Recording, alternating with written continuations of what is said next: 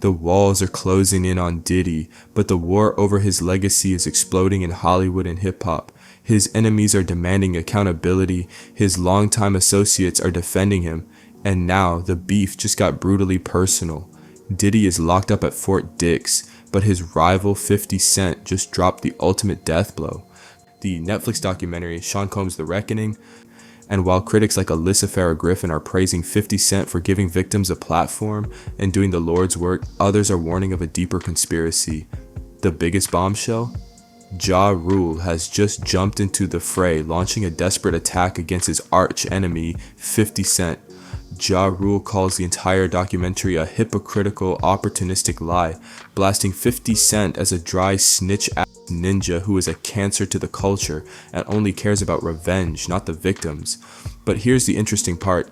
Ja Rule brought up 50 Cent's own alleged history of domestic abuse, demanding if he cares so much, then donate the profits to charities for domestic violence. The beef is officially on. We have Hollywood stars, convicted moguls, and the two most notorious rivals in hip-hop history all fighting for the narrative. Plus, Diddy's former security chief, Gene Deal, reveals he has more explosive truth than the documentary, but was unable to participate because they were unable to settle on a deal with Alexandria Stapleton. We're breaking down who's right, who's lying, in the massive financial and legal war that is tearing the entertainment industry in half.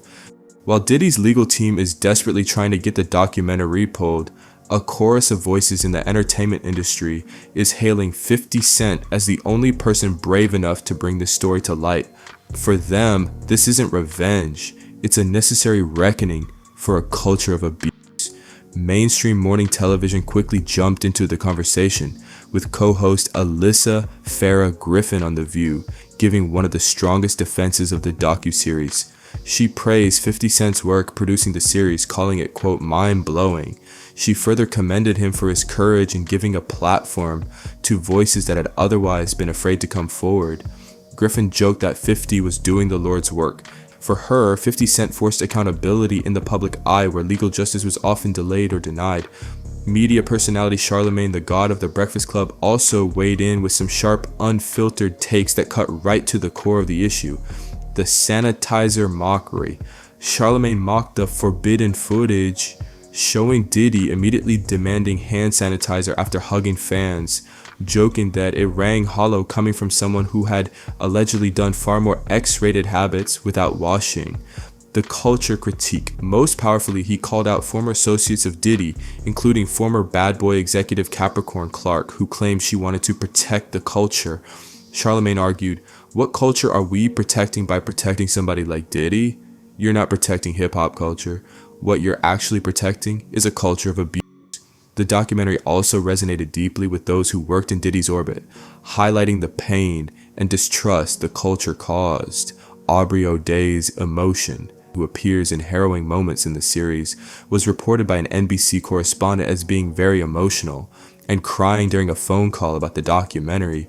Rapper Waka Flocka Flame delivered one of the most blunt condemnations of the industry, declaring after watching the series, "I don't trust no celebrity." He suggested the film reinforced his belief that fame often masks a hidden darkness. These voices all stand united. The documentary, despite its source, was a necessary act of public accountability. But that source, 50 Cent, is precisely what the caution camp used to attack the film's entire premise. Not everyone is buying the narrative 50 Cent is selling. The caution camp argues that the documentary is a piece of journalistic opportunism tainted by decades of personal rivalry, urging the public to be skeptical of a project led by a known adversary. Appearing on Los Angeles hip-hop radio, actor and comedian Marlon Wayans took a surprisingly cautionary stance, questioning the series' credibility due to the long-standing feud between the two moguls. Marlon Wayans, who knew Diddy from his college days, warned against consuming a narrative shaped purely by personal enmity. Wayans went so far as to warn, quote, "There's a karma to every action that you do, and 50 is kicking a man when he's down." He added, "You gotta be careful what you put out." Marlon Wayans framed the documentary not as a pursuit of justice, but as opportunistic revenge, suggesting that 50 Cent's use of Diddy's legal woes for personal gain could eventually backfire on him. The documentary also faced factual pushback regarding one of its most inflammatory claims, the grave allegation.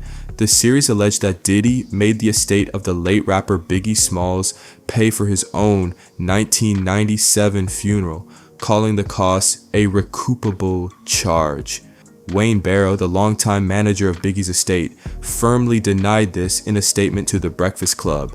He explained that the funeral was fully covered by Diddy and Bad Boy Records, and he had personally reviewed royalty statements that showed no evidence of the funeral costs ever being deducted. Barrow called the claims inaccurate and disrespectful to Biggie's legacy. Unsurprisingly, Diddy's mother, Janice Combs, came out strong in his defense. In a statement to Deadline, she vehemently denounced the series. Janice Combs called the documentary full of lies and fake narratives. She specifically refuted a claim suggesting Diddy slapped her following the tragic 1991 City College stampede, labeling that portrayal patently false. While the public remains transfixed, these voices argue the documentary's foundation is shaky, both morally, as Wayans argues, and factually, as the Biggie estate manager insists. But the biggest threat to 50 Cent's credibility came not from a cautious celebrity, but from someone he viciously trolled in the past. The rivalry between 50 Cent and Ja Rule is legendary, but it just went nuclear. Ja Rule jumped into the Diddy controversy not to defend Diddy, but to launch a savage personal attack on 50 Cent's credibility, calling him the ultimate hypocrite. In a series of social media posts, the former Murder Inc. star didn't mince words about the documentary's executive producer. Ja Rule first dismissed 50 Cent's motivation as pure personal revenge, labeling the entire project opportunistic. Always telling on somebody, "Old dry snitch ass ninja, shut your mouth," he wrote. He followed up by saying, "Let's be real that Ninja don't give an F about the victims. We all know why he did the doc." He accused 50 Cent of exploiting the victims' trauma for his own gain and reputation. Ja Rule then delivered the most devastating blow, dredging up 50 Cent's own alleged history of misconduct and demanding he put his money where his mouth is.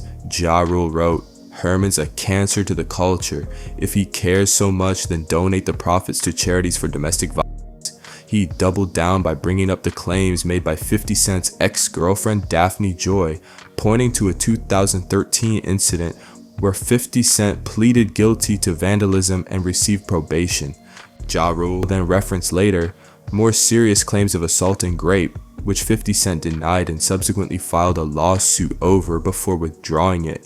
He summarized his attack with the ultimate personal accusation: "It's cool when he do it, it's a problem when I do it. Herman an abuser too, allegedly." Ja Rule's move shifts the focus entirely, forcing the conversation away from Diddy's actions and onto 50 Cent's past. By framing the documentary as an act of calculated hypocrisy, he attempts to discredit the entire project, arguing that the reckoning is motivated by a savage, self-serving desire for revenge. And as much as what he says is true, I can't help but view this as Ja Rule being salty for all the trolling he received at the mercy of 50, because this is not enough to suddenly ignore all the evil Diddy has perpetuated. Let me know what you guys think to Ja Rule's comments here. Amidst the chaos of the celebrity reactions and legal threats, a key insider has revealed why the documentary is incomplete. Gene Deal, Diddy's former bodyguard and security chief during the Bad Boy era, claims he has testimony far more explosive than what was shown, but refused to participate in the Netflix series.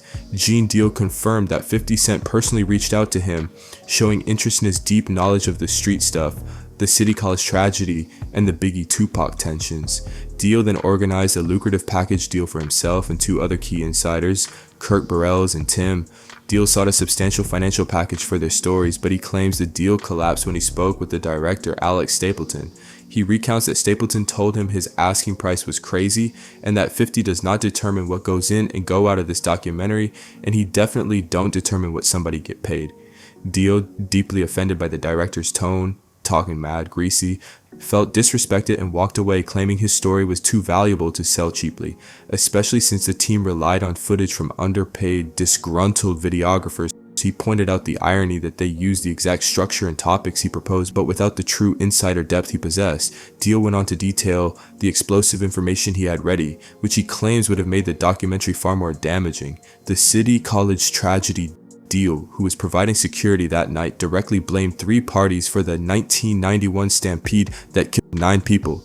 Diddy for allegedly cutting outside security, the college for lack of planning, and a woman named Jessica Rosenbaum, who Deal claims was the person who locked the doors, causing the deadly crush. Deal confirmed the story of Eric Sermon confronting Diddy over Misa Hilton, revealing Diddy was known to have a hand problem, especially when it came to women that he dated. Deal even bodyguarded Misa after she left Diddy because she was so afraid Diddy would find out about her activities. Deal's story took a final twist when he addressed Diddy's former partner, Misa Hilton, who recently claimed on social media that Deal was harassing her. Deal was furious, responding that he had only ever protected her and that her current issues are the fault of her ex. Gene Deal's refusal to participate highlights the core controversy of the documentary. Even with 50 Cent's power, there are still layers of truth and financial dealings that were kept off the screen. The reaction to Sean Combs. The Reckoning has proven that the drama surrounding Diddy is bigger than any single documentary. The documentary itself has fractured the entertainment industry, creating two fiercely opposed camps. The final irony is laid bare by Diddy's longtime rival, Ja Rule. 50 Cent has been championed for seeking accountability for Diddy, but he is now facing the exact same accusations of hypocrisy, forcing the public to question his true motives. Ja Rule's challenge showing that 50 Cent is a hypocrite who should donate the profits to charities for domestic violence is the ultimate test of 50's sincerity. If he fails to do so, it still isn't enough to invalidate the docuseries, and as much as it may be a valid criticism. Notably, 50 Cent did previously announce intentions to donate proceeds from a Diddy doc to victims. The testimony from Gene Deal further complicated the documentary's integrity.